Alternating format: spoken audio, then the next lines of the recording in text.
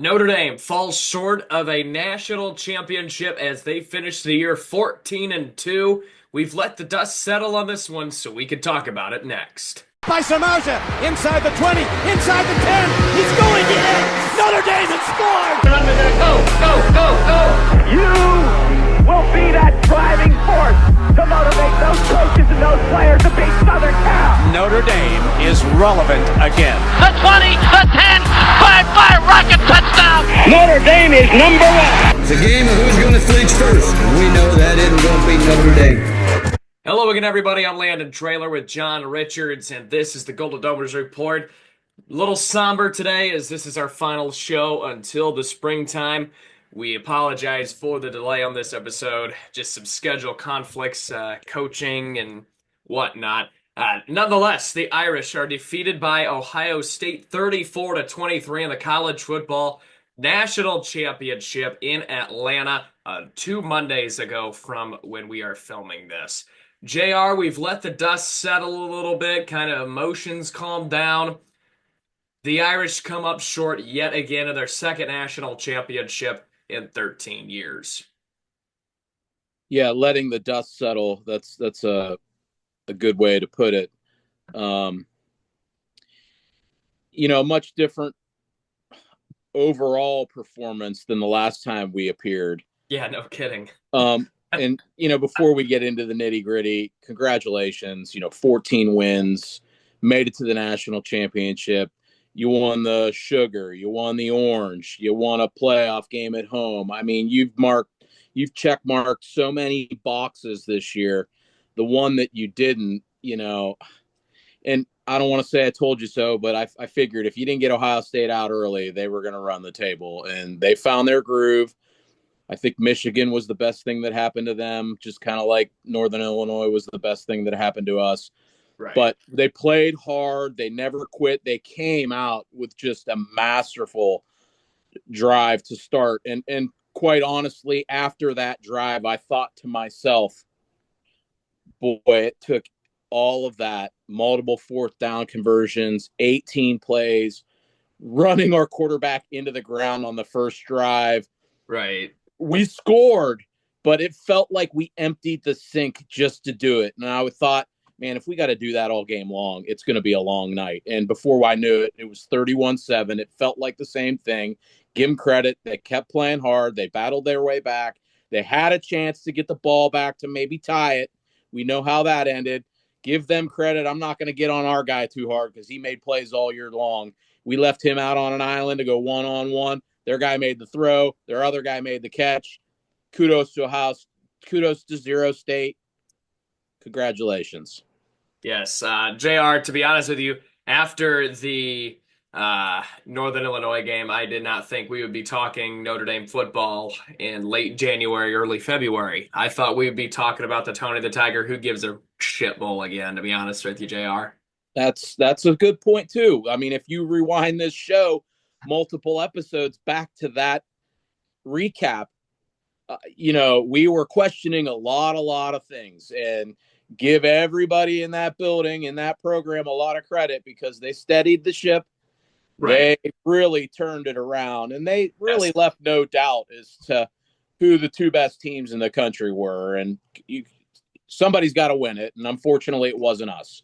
Right, and the credit to Ohio State, one of the best teams in the country that I've ever seen. So much talent, just top to bottom on that roster. And you're right, you're exactly right. We'll get into that a little bit more.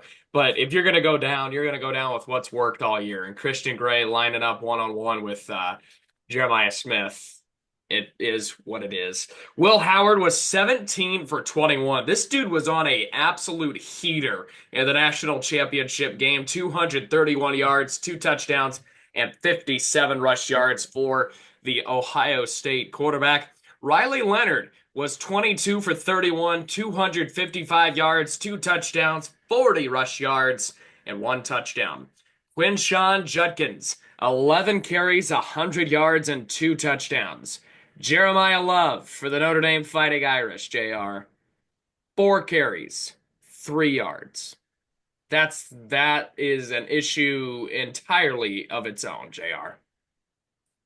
Yeah. They said he was clear. He had no restrictions.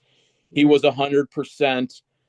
I don't know if I believe that, but again, credit the other team on the other side of the field.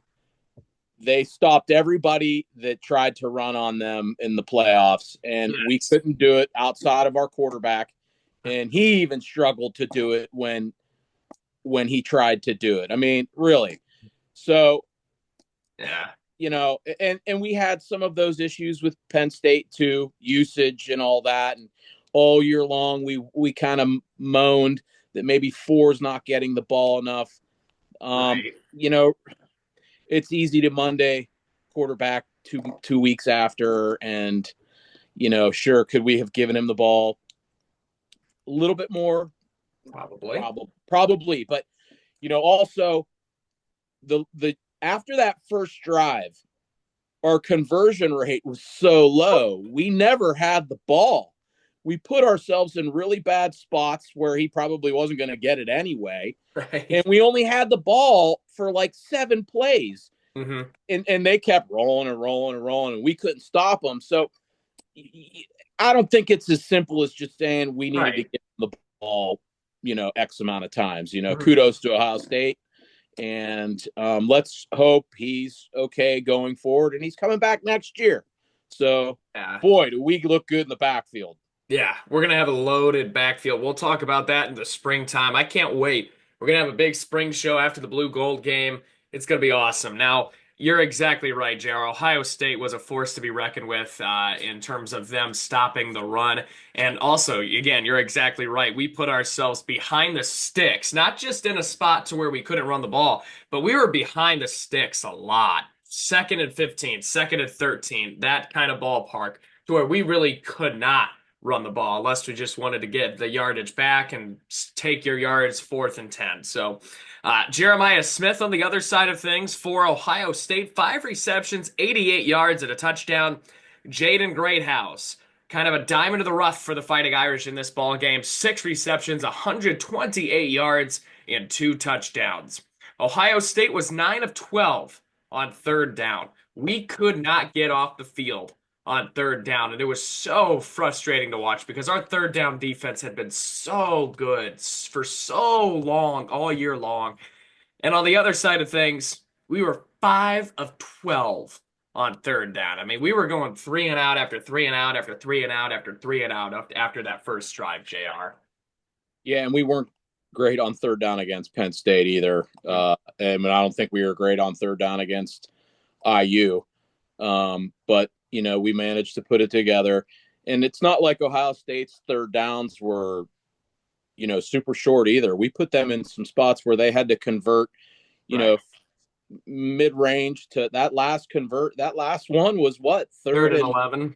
third. Yeah, I mean, so uh, we just needed 1 or 2 more stops to give us another chance, and it would have been nice to see what could have happened, but it is what it is. All right, we'll dive into the nitty gritty here. Notre Dame took a 10-minute, 18-play, 75-yard opening drive to take a 7-0 lead. Riley Leonard, it looked like he fell on the ball. His knee fell on the ball. He went to the sidelines, puked in a trash can, and then stumbled into the bench. Ohio State would get the ball and go 11 plays for 75 yards and tie it up at 7. The Irish would go 3 and out. Ohio State scores and leads 14-7. Another 3 and out for the Irish leads to another Ohio State score to take a 21-7 lead into halftime. Coming into the second half, the Buckeyes went 75 yards in just 6 plays and took a 28-7 lead in the third quarter. Notre Dame would try to fake a punt to get something going, and Faison drops the football. Ohio State would settle for 3. It's a 31-7 lead, as you alluded to in the open. Notre Dame finally gets it going, though, as Riley Leonard would hit Jaden Greathouse for a 34-yard touchdown and then shuffles it to Jeremiah Love for a 2-point conversion. It's a 31-15 ball game. Ohio State fumbles the football. However, Notre Dame would miss a field goal, and that would prove to be huge because if he makes that field goal, we are looking at a 34 to 26 ball game with the chance to score and make it an 8 point. It's an 8 point game at that point, not an 11 point game. Notre Dame would finally force a punt though. It then goes 80 yards in 6 plays, converts the 2 point conversion, and would make it a 31 to 23 ball game. And then as you mentioned, on 3rd and 11, 2:45 left, Ohio State football, they go one-on-one with the best wide receiver in college football with Christian Gray, and Smith makes the play.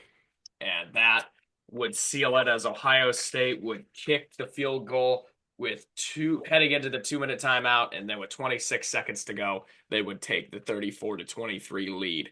And then Jeremiah Love was gobbled up on the last play of the football game. Ohio State is a phenomenal team. Congratulations to them. They obviously deserved it. That Michigan loss really seemed to light a fire under their ass for the run.